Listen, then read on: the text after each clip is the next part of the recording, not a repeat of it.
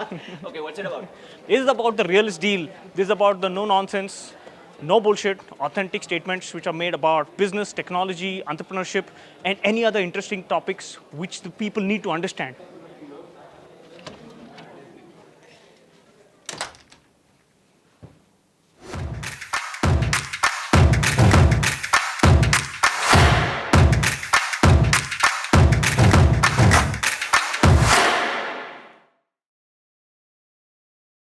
People are finally giving a shit about AI. 15 years ago, AI was a buzzword which you used in presentations. Startups used it to raise money, but nobody had actually seen it. A few months ago, one small event changed this. ChatGPT was released by OpenAI, and within a few months, 100 million users started looking into it. What changed? The change was that finally there was some sort of conversational bot in the hands of the common internet consumer, which literally generated artificial AI content. A few months ago, people suddenly had a chance to play with an online system which gave them content, generated opinions, generated images, interacted with the user based on their context, and it was completely backed by artificial intelligence. It took the world by storm.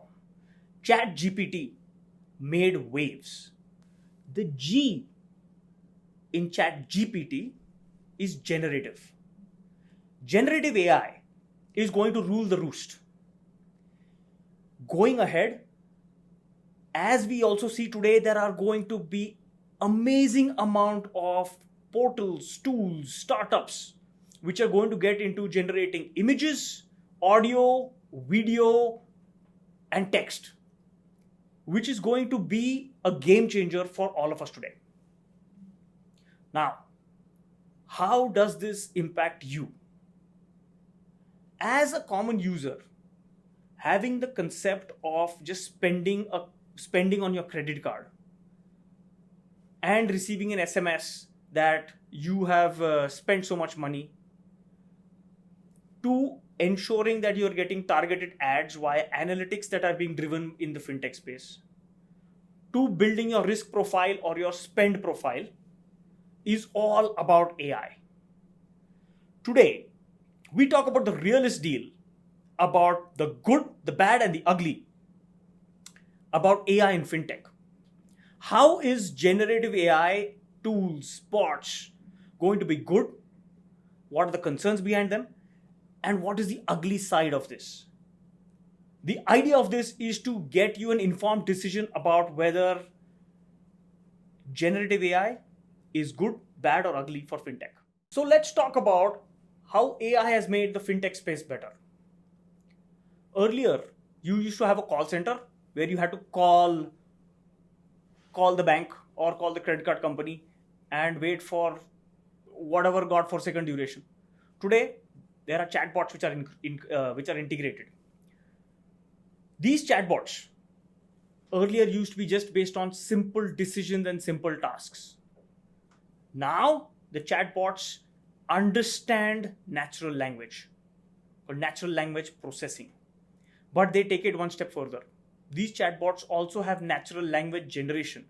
And by natural language generation, you will not even be able to find out whether you're actually talking to a real person or you're talking to a chatbot. The advantage of this is that you are able to make it more personal. The chatbots automatically give you the information that you want in a personalized manner, which helps employee retention. The chatbots can also go one step further and get a feedback, a survey, a score from you, whether you've been happy with the bank, something that you can improve on. All this is based on the context that has been discussed. Now, this is a pattern that is picked up by AI, which is driven by the entire transactional records, the spend capacity, the spending patterns, where the machine learning algorithm starts looking at how a person behaves, what a person can actually do, and how it will benefit the financial institution. Forensics, financial forensics. What is the money trail? What is your spend pattern? Are there any anomalies in your spending?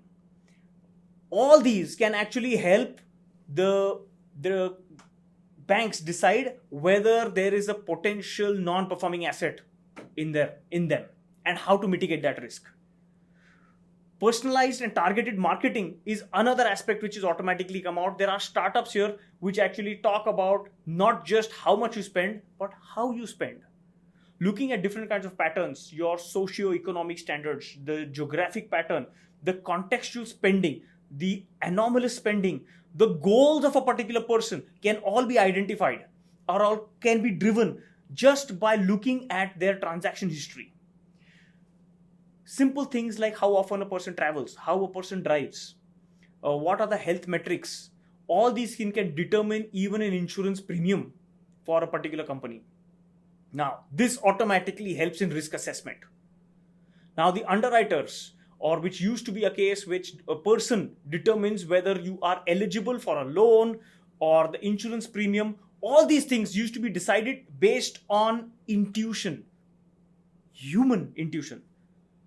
Now, using artificial intelligence, machine learning, and predictive analytical generative algorithms, these underwriters now have a whole bunch of data that they can choose from to actually give you a score, a risk assessment score.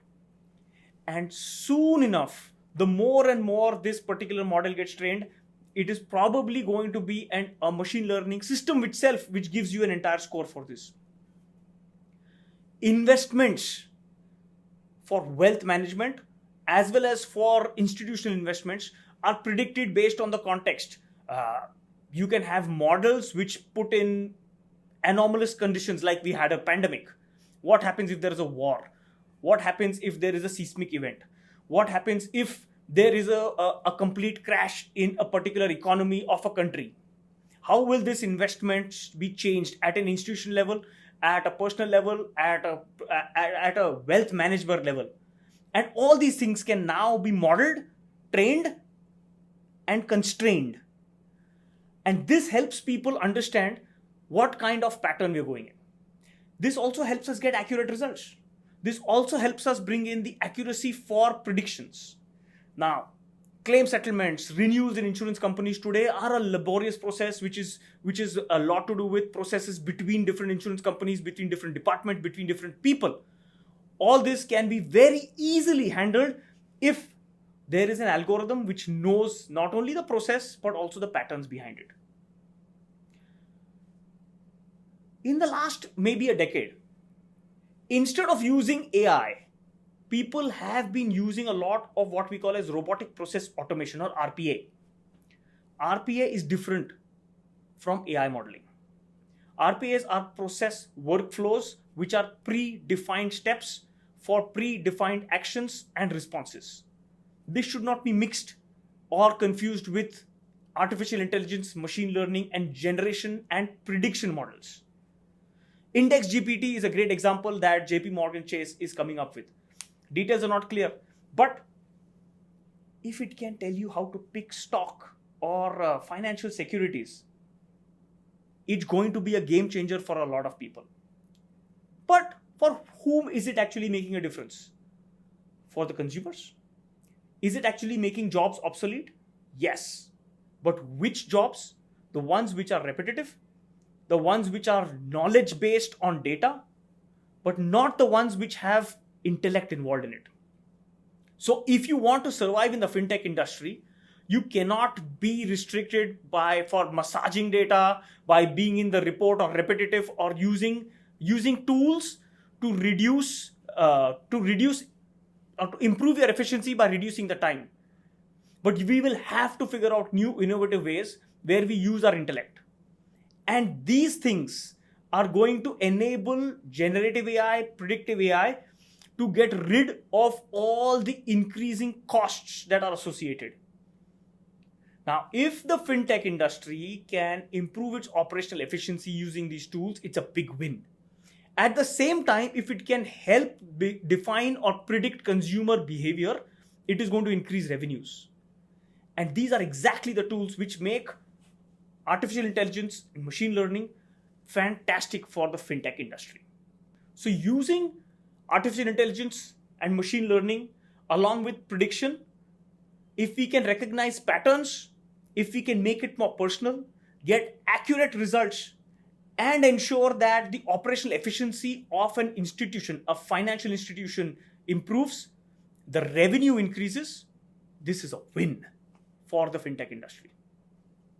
So while what I have said till now sounds amazing, all is not so rosy.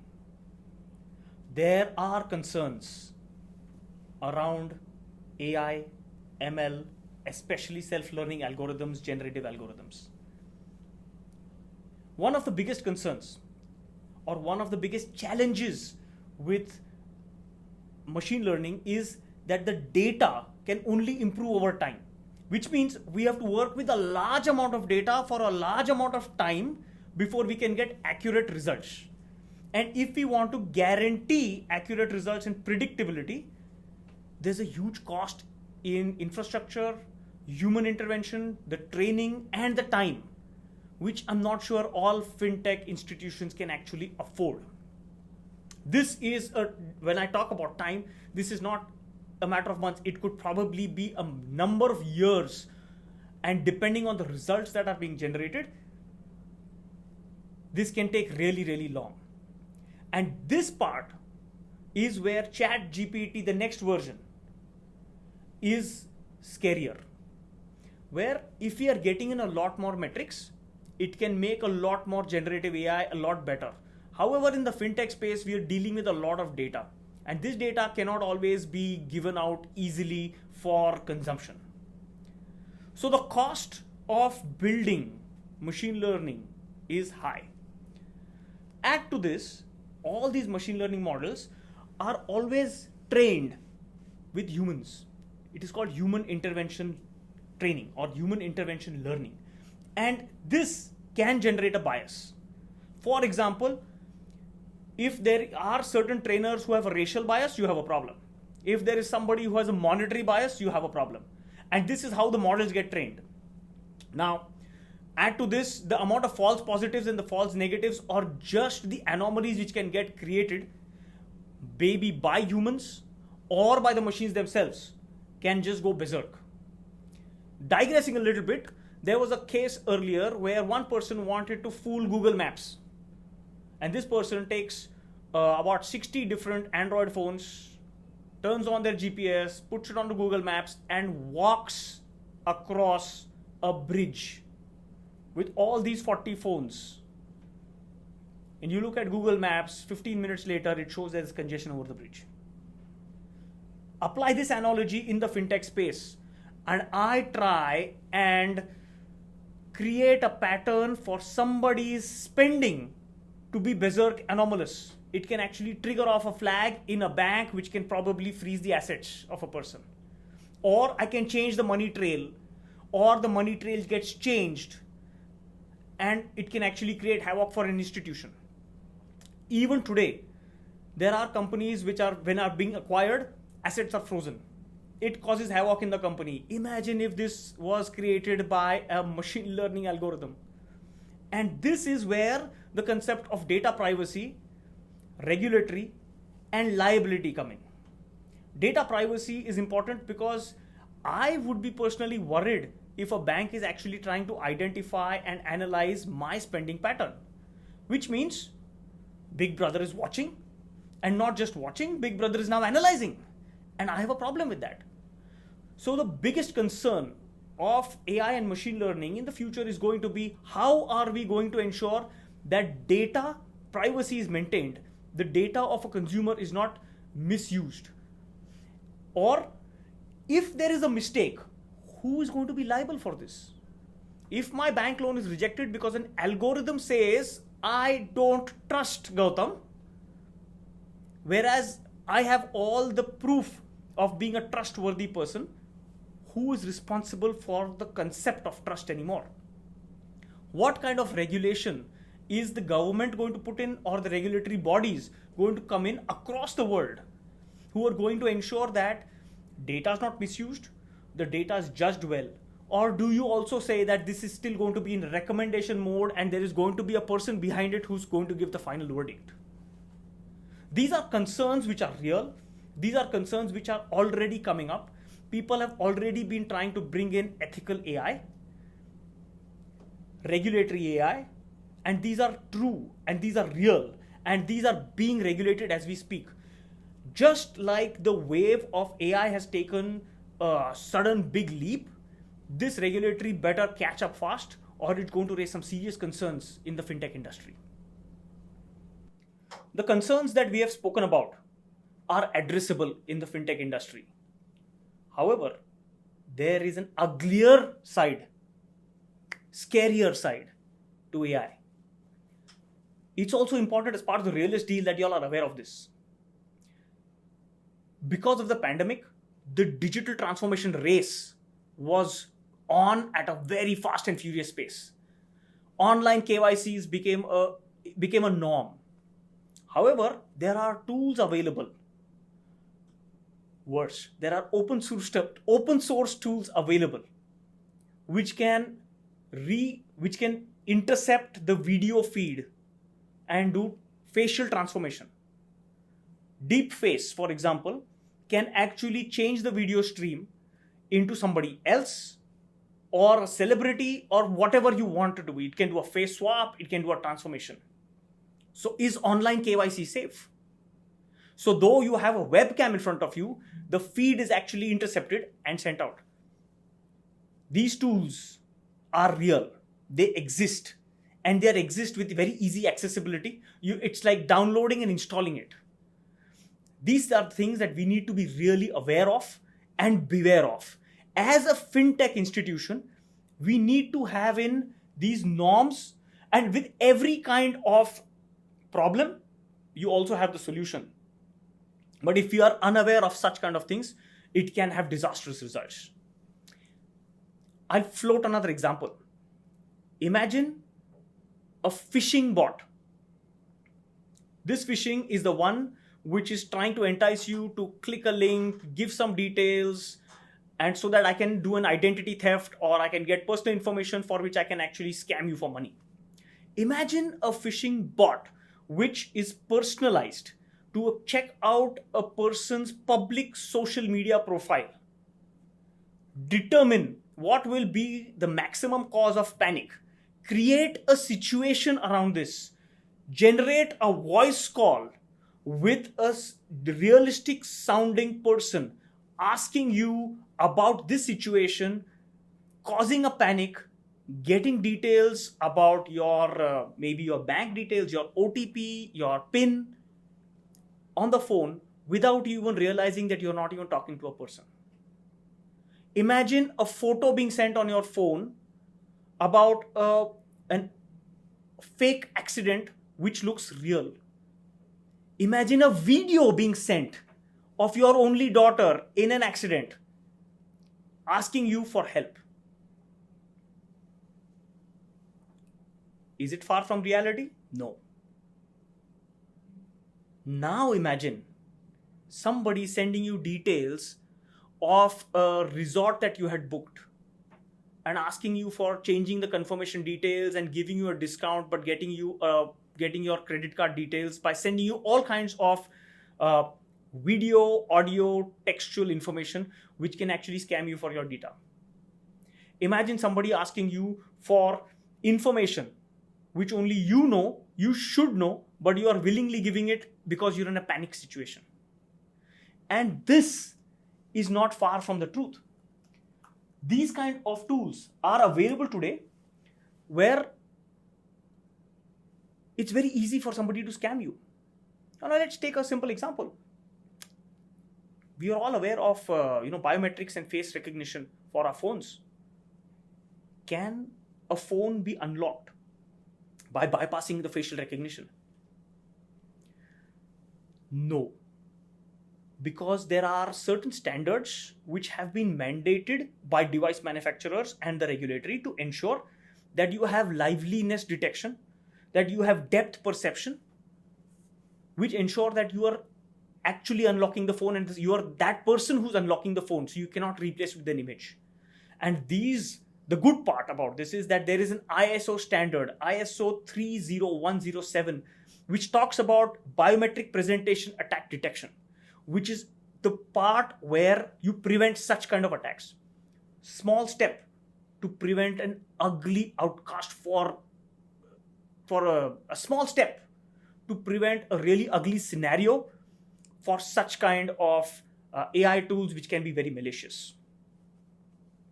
So after having spoken about the great part, the possibilities of how fintech will actually benefit from AI, spoken about some concerns which can actually create problems but can be addressed, and also shown you the ugly face of machine learning algorithms, it begs the question, what's in the future? There are endless possibilities, but one thing remains certain: technology will rule. As humans, we need to have governance in place, we need to have regulatory in place to enforce control. And above all, data must be protected.